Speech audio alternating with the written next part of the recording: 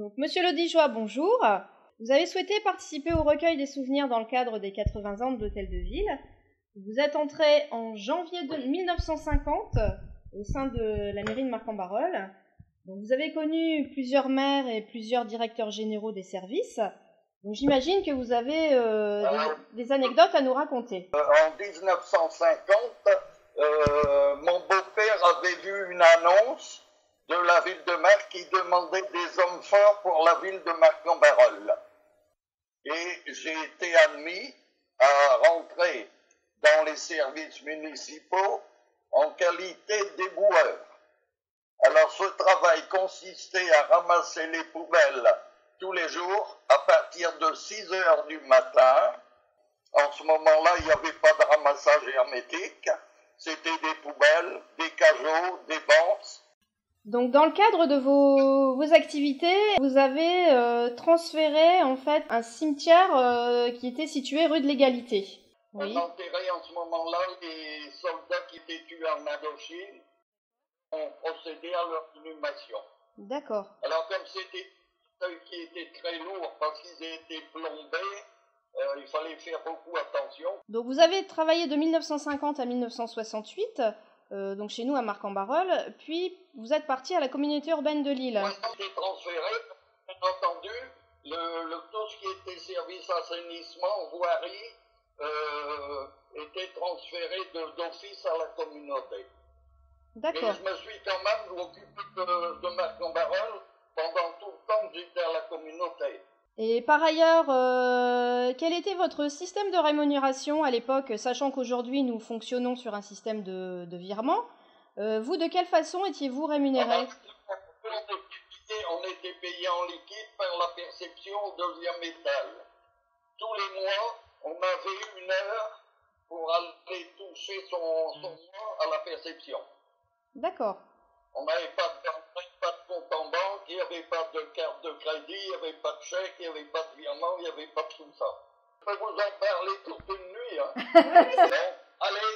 À bientôt, merci. Merci beaucoup. Bon après-midi. Le 1er janvier 1950, je suis rentré comme ouvrier d'entretien de la voie publique. En ce moment-là, le maire était Monsieur Robichet.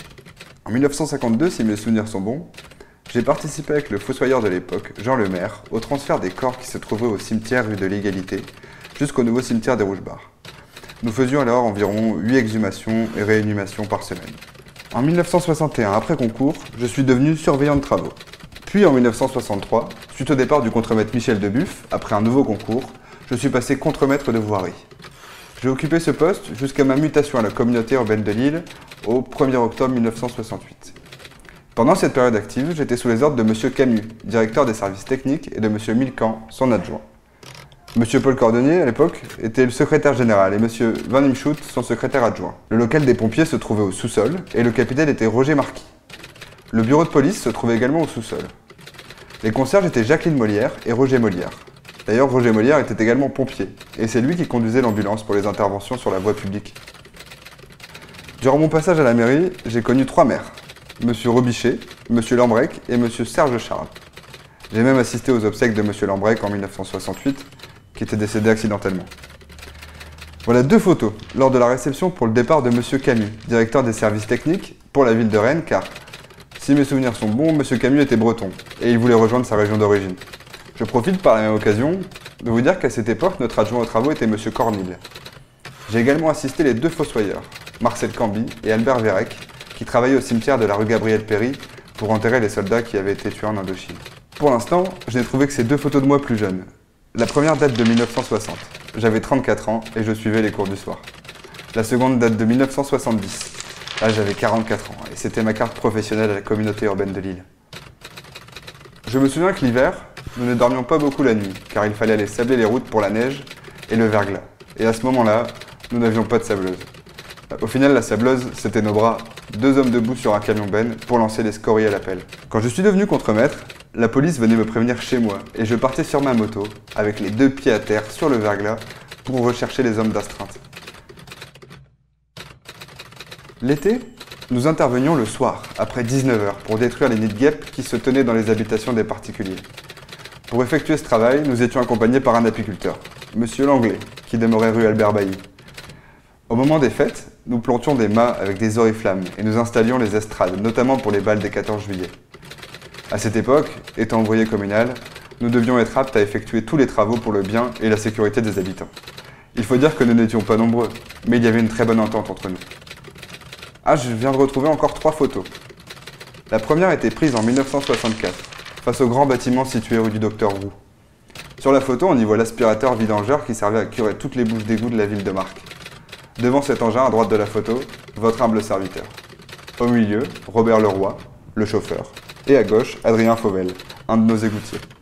Ce véhicule avait une particularité. Son volant était à droite au lieu d'être à gauche pour faciliter le curage des bouches d'égout. Sur la seconde photo, cela concerne toujours le départ de M. Camus. Sur la droite, le lieutenant Roger Molière, M. Camus, puis M. Milcan, l'ingénieur dont je vous parlais tout à l'heure et qui s'occupait de mon service. À gauche, M. Loridan, adjoint technique du bureau de dessin. La troisième photo, elle, a été prise pendant une allocution de M. Camus. À droite de la photo, M. Desmazières, adjoint aux finances. À côté, M. Louis Lézy, adjoint au maire. Et en plus, c'est lui qui m'a marié en 1968. En retrait, M. Van Imschot, secrétaire général adjoint. Ensuite, M. Van Acker, adjoint aux travaux, puis Mlle Camus, Madame Camus, le maire M. Georges Lambrec et M. Paul Cordonnier, secrétaire général. En partie cachée, on peut retrouver M. Milcan, qui allait devenir directeur des travaux, et M. Émile Roussel, ingénieur qui s'occupait de l'entretien des bâtiments communaux, et qui allait devenir également par la suite directeur des travaux en 1968, suite au transfert de M. Milcan qui, comme moi, rejoignait la communauté urbaine de Lille.